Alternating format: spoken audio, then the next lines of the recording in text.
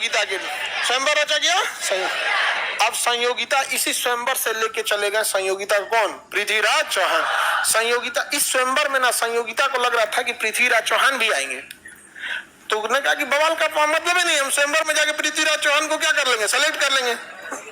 लेकिन जयचंद ने पृथ्वीराज चौहान को निमंत्रण ही नहीं, बस पृथ्वीराज चौहान ने घोड़ा लेके आए अपना, स्वयंवर से ही लेके चले गए किसको?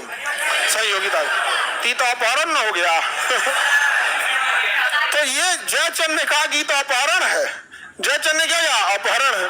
अब बाकी राजाओं के सामने जयचंद की घोर बेइज्जती हो गई, भयंकर बेइज्जती।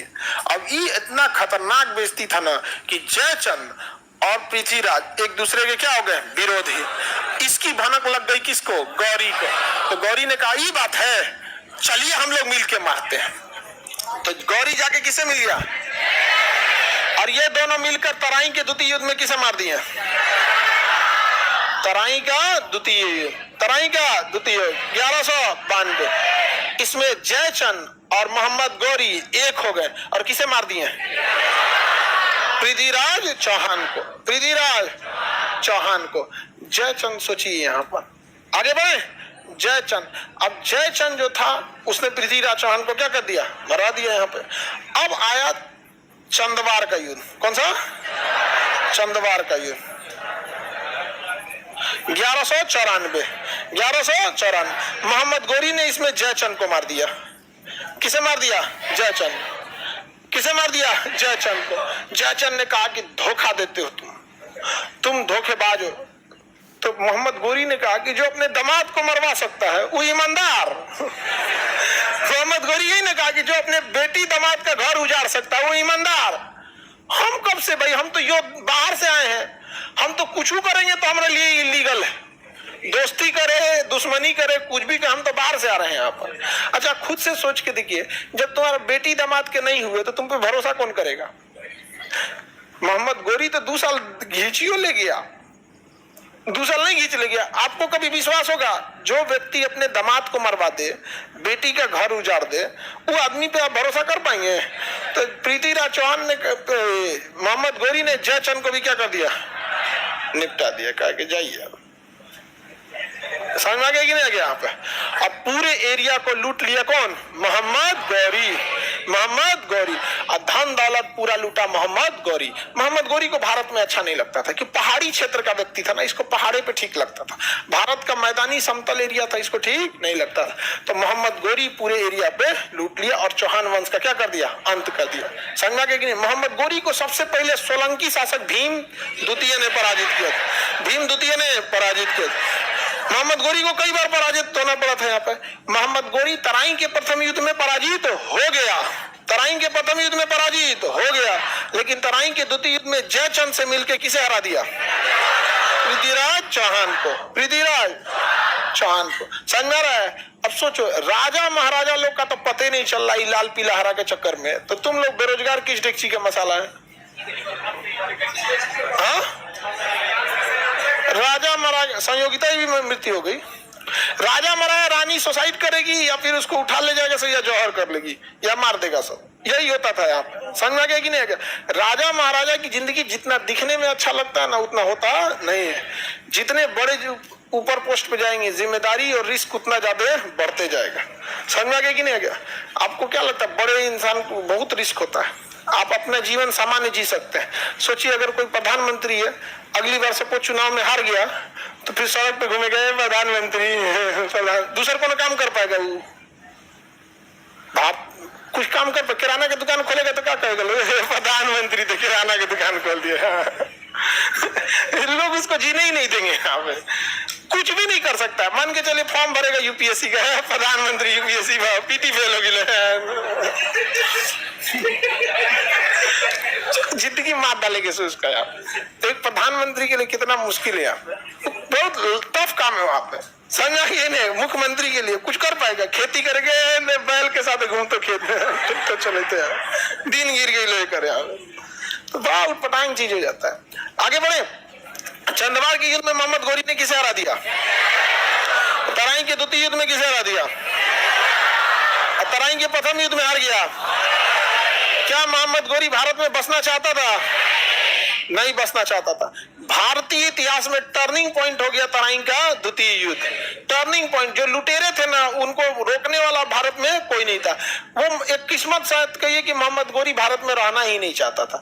मोहम्मद गोरी का गुलाम था कुतुबुद्दीन ऐबक। तो कुतुबुद्दीन ऐबक को कहा मोहम्मद गोरी ने, एक काम करो, जितना जगह मिलता और लूट उठ के चले आओ।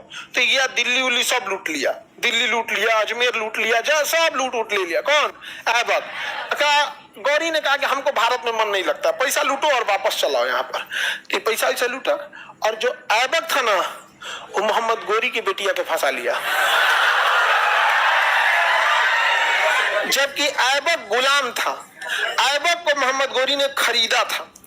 हिस्ट पुरुष था, बहुत बलिष्ठ, एकदम सिक्स पैक वाला, योद्धा था, एकदम खतरनाक। युद्ध वगैरह लड़ने था, समझ के एकदम खतरनाक तलवार वाला भाजता था। ऐबक के जो बेटिया थी देख के एकदम खुश हो गई। अरे बाहुबली में नहीं देखते हैं कुत्ता, मोहम्मद गोरी, हम उसकी बेटी। अच्छा, हम ऐबक बोल दिए क्या? तो गौरी की बेटी किससे फंस गई? जबकि ऐबक क्या था? गुलाम। ऐबक क्या था? गुलाम। अब देखिए, एक लेवल में फंसती तो कोई दिक्कत नहीं।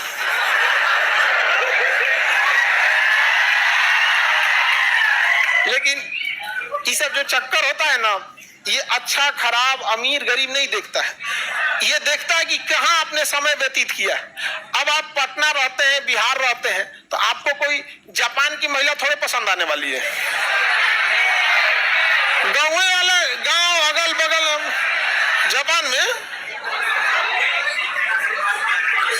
तो मोहम्मद गोरी जो था, मोहम्मद गोरी वो तो बिजी रहता था साम्राज्य में यहाँ पे। ऐबक जो था तलवार भाजी, तलवार खूब बढ़िया से भाजता था।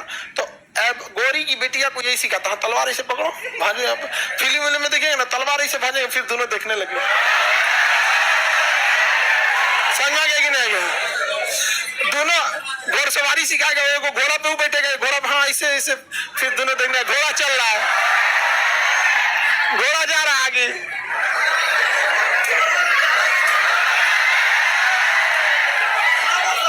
रद्द हो गया इसमें पूरा जीवन। ये तनी सा दू को बाल ना, न जाने कितने लड़कों का जीवन चौपट किया इसे कर। इस सब चक्कर में नहीं फंसना, पता नहीं कितने लोग इसमें बर्बाद हो गए। आप राजा महाराजा बर्बाद हो गए। सारा बाल बांधने के लिए 20-25 को मशीन आता है, पीछे लगा लो यहाँ पे, तो में से 2 को लटकेला बिना का जरूरत रहता है। तो वो 2 को जो ऐसा तबाह करता है ना, मत पूछिए, सपने आपके धरे के धरे रह जाते हैं। इसलिए आप लोग की सुरक्षा अपने हाथ में है, बच बचा के रहिएगा। जिसका भी इधर हम देख लिया 2 को निकलल, हाँ काट देंगे हम वहां पे, फिर ऐसे निकला काटा गया।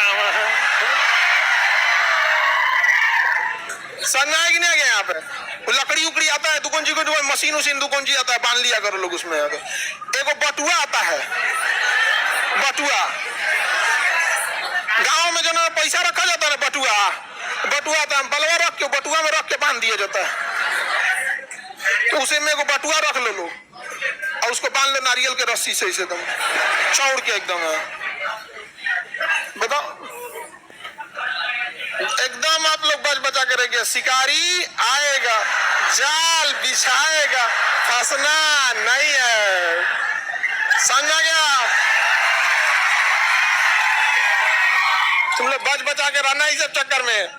बहुते लोग तबाह हो गए यहाँ पे। अब बहुत होशियार होती है, 2 को छाते चलेगी, सहेलिया से पूछेगी देख रहा है कि नहीं।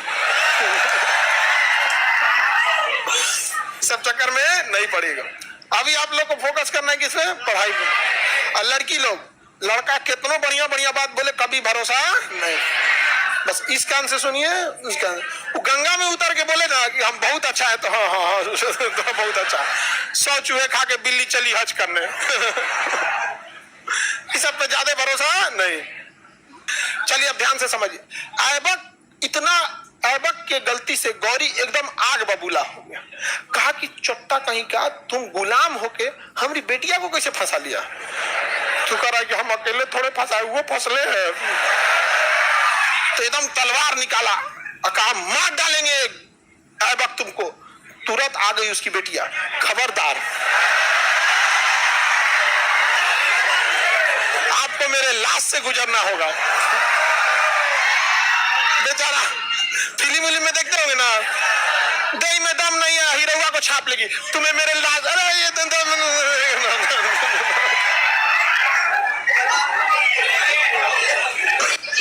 हाँ।